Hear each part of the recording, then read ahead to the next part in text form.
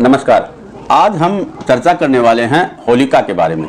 होली कब है, 2 मार्च को है या 3 मार्च को है? होलिका दहन कब है, भद्रा कब है और ग्रहण कब है? इस विषय में थोड़ा सा कंफ्यूजन है। उस कंफ्यूजन को आइए आज हम दूर करते हैं और ज्योतिषीय गणना के अनुसार और शास्त्र सम्मत होलिका दहन का शुभ काल क्या है, भद्रा रहित समय क्या है, ये जानकारी इस वीडियो के माध्यम से आज हम जानेंगे। देखिए, सबसे पहले आप ये जानो भद्रा क्या है, भद्रा रहित काल क्या है, इसको समझेंगे हम।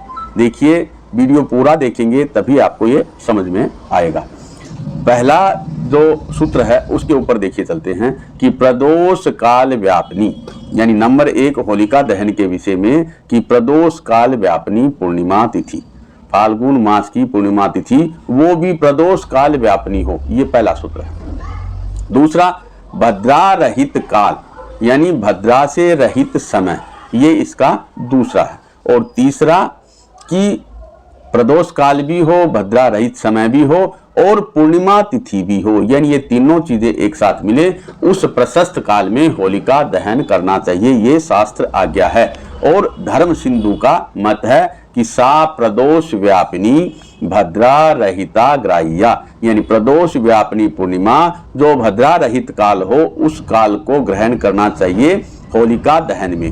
अब इस सूत्र के अनुसार इस बार 2 मार्च 2026 को सोमवार को पूर्णिमा जो तिथि है वो सायंकाल 5:56 से शुरू हो रही है। किसी किसी पंचांग में 10-20 मिनट 5-7 मिनट ऊपर नीचे हो सकता है, तो 5:56 से पूर्णिमा तिथि भी शुरू हो रही है और उसी समय भद्रा भी शुरू है। यानी पूर्णिमा तिथि जब शुरू है संध्या काल में 5:56 से और 29:32 तक ये भद्रा का काल है। और पूर्णिमा तिथि संध्या काल में 2 मार्च 2026 को शाम को 5:26 से नेक्स्ट डे यानी 3 तारीख को 3 मार्च को संध्या काल में 5:08 तक ये पूर्णिमा तिथि है। तो उदय तिथि तो 3 तारीख को है, तो 3 तारीख को तो होलिका दहन बिल्कुल हो ही नहीं सकता क्योंकि प्रदोष काल में पूर्णिमा नहीं है। दूसरा, 3 तारीख को चंद्रमा का ग्रहण है, तो ग्रहण काल में पूजा आदि वैसे निषिद्ध है। तो जो धर्म सिंधु का जो वाक्य है उसी वाक्य के अनुसार हमको 2 मार्च 2026 को सोमवार को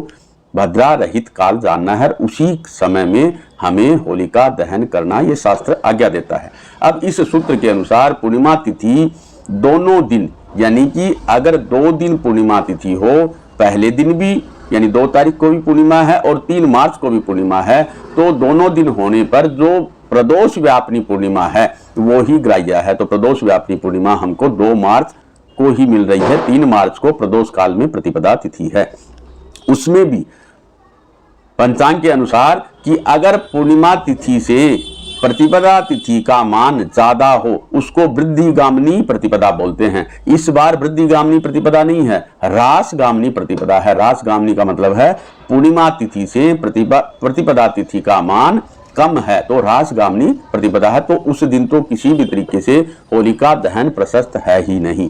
अब इसमें भद्रा काल के बारे में थोड़ा सा जान लेते हैं। ये बड़ा कंफ्यूजन है कि भद्रा है और भद्रा के कारण से होलिका दहन कब करें। एक मत, ये सिंपल मत ये देते हैं कई लोग कि भद्रा काल को छोड़ करके जो समय बचे उस समय होलिका दहन कर लेना चाहिए। तो देखिए, भद्रा काल मैंने बताया 2 मार्च को संध्या काल में 5:56 से भद्रा शुरू है और 2 और 3 मार्च की अर्धरात्रि को 29:32 तक, 29:32 का मतलब है सुबह 5:32 तक भद्रा है। ये भद्रा का पूरा काल है जो करीब करीब 11 घंटे 36 मिनट का ये टोटल काल बनता है, इसमें भद्रा है। अब इस भद्रा में पूरा काल अगर छोड़ते हैं और एक मत के अनुसार कि भद्रा खत्म हो जाए उसके बाद यानी कि 5:30 बजे के बाद हम होलिका दहन कर लें, तो उसके बाद एक तो अगले दिन ग्रहण है और ग्रहण 3:20 दोपहर के 15:20 पे चंद्र ग्रहण की शुरुआत है। वो विषय हम आगे बताएंगे ग्रहण के बारे में आपको। तो उससे 9 घंटे पूर्व सूतक लग जाता है। चंद्र ग्रहण का नियम होता है कि चंद्र ग्रहण के 9 घंटे पूर्व सूतक लगता है। सूर्य ग्रहण होता है तो 12 घंटे पूर्व सूतक लगता है, तो उसके अनुसार सूतक काल भी करीब आ जाएगा। दूसरा, सूर्योदय नजदीक हो जाएगा। अगर 4:30 बजे के बाद या 5:32 के बाद हम होलिका दहन करते हैं तो सूर्योदय बिल्कुल नियरेस्ट होगा, कहीं कहीं पे तो उदय हो चुका भी होगा। तो इस परिस्थिति में हमें क्या करना उचित है?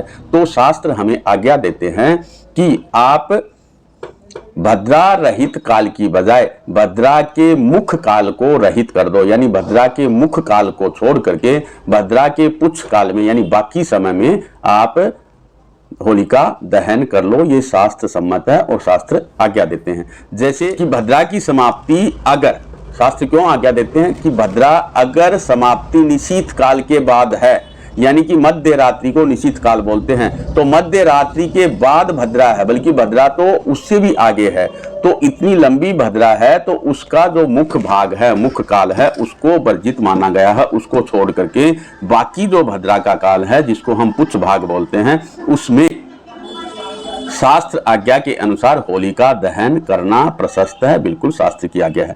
तो पूरा जो भद्रा का काल है वो तो 5:56 से शुरू होकर के और 29:32 तक पंचांग के अनुसार है। तो हमें भद्रा का मुख्य काल वर्जित कर देना चाहिए, क्योंकि शास्त्र आज्ञा है, धर्म सिंधु का मत है, निशीथो तरे भद्रा समाप्तो, अगर निशीथो तरे भद्रा समाप्तो भद्रा मुखम त्यक्त्वा भद्रायामेव ग्राह्या, यानी कि निशीथ काल के बाद अगर भद्रा समाप्त हो रही हो तो भद्रा के मुख्य काल को छोड़ करके भद्रा में ही होलिका दहन कर लेना चाहिए, ये शास्त्र आज्ञा है। तो अब इसका मुख्य काल ज्ञात करने के लिए पूरी भद्रा काल को हम 4 भाग में विभाजित करते हैं और जो तीसरा चरण समाप्त होता है वो उसके बाद भद्रा का मुख्य काल निकलता है। तो इस बार 2 मार्च 2026 को भद्रा का जो मुख्य काल है वो 26:38 से 28:34 तक है, यानी 26:38 का मतलब हुआ कि भद्रा रात्रि को 2 और 3 रात्रि को 2 और 3 की जो रात है उसमें 2:38 से और 4:34 तक ये जो प्रॉपर काल है ये भद्रा का मुख्य काल है। इस मुख्य काल को हमें वर्जित कर देना चाहिए। बाकी जो भद्रा का काल है उसमें प्रदोष व्यापनी प्रदोष काल में और होलिका दहन कर लेना प्रशस्त है। तो प्रदोष काल पंचांग के अनुसार 2 मार्च 2026 को सायंकाल 18 यानी प्रदोष काल जो है वो सायंकाल में 18:22 यानी 6:22 से लेकर के और 20:53 तक यानी 8:53 तक ये प्रॉपर पूर्णिमा तिथि का प्रदोष व्यापनी यानी प्रदोष काल है। इस काल में भद्रा के पुच्छ भाग में और होलिका दहन करना सबके लिए प्रशस्त है, कर सकते हैं। दूसरा जो मत है उस मत में अगर होलिका दहन करते हैं तो वो सूर्योदय बिल्कुल नजदीक हो जाएगा और प्रदोष काल भी, क्योंकि मध्य रात्रि के बाद अगर निश्चित काल के बाद अगर भद्रा है तो शास्त्र आज्ञा दे ही रहे हैं हमें, तो फिर कंफ्यूजन किस बात का है भाई? कंफ्यूजन क्यों फैला रहे हैं कि भद्रा के बाद होलिका दहन होना चाहिए? अरे भद्रा तो वर्जित है, परंतु इस परिस्थिति में, जिस परिस्थिति में इस बार की होली है, अगले दिन ग्रहण है, तो भद्रा रहित काल निकालना या भद्रा के मुख्य काल को छोड़ करके पुच्छ काल में कर लिया जाए, वो प्रशस्त है, क्योंकि भद्रा मुख्य ही ज्यादा इसमें कठिन रहता है और मुख्य काल भाग छोड़ दिया, यानी 2 जो मैंने मुख्य काल बताया उसको छोड़ करके उससे पूर्व जो प्रदोष काल है उसमें होलिका दहन बिल्कुल हो सकता है, कोई इसमें दिक्कत नहीं। अगले दिन सूर्य ग्रहण है जो 3:20 से शुरू, हालांकि ये ग्रहण दृश्य नहीं है, यानी दृष्टिगोचर तो नहीं होगा, लेकिन इसका पूरा प्रभाव भारत में और भारत से लगते हुए देशों में सब में है, और पूर्वोत्तर जो भारत है उन स्टेटों में, उन प्रदेशों में तो ये दृष्टिगोचर। 3 मार्च को ग्रहण जो स्पर्श है, ग्रहण का प्रारंभ काल है वो दोपहर 3:20 यानी 15:20 पे ग्रहण स्पर्श हो रहा है, और खग्रास जो प्रारंभ है वो 16:34 यानी प्रारंभ हो रहा है, यानी ग्रहण ग्रास करना जो शुरू होएगा चंद्रमा को राहु के द्वारा वो 4:34 से, और ग्रहण का जो मध्य काल बीच का जो समय है वो है 17:04 और ग्रहण का जो समाप्ति काल रहेगा वो 17:33 यानी 5:33 और संपूर्ण रूप से ग्रहण का जो मोक्ष होएगा वो 18:47 यानी सायंकाल 6:47 पे ग्रहण मोक्ष हो जाएगा, और चंद्रमा जो दिखाई देगा वो 19:53 के बाद बिल्कुल पूर्ण रूप से दिखाई देगा, यानी 7:53 के बाद दिखाई देगा।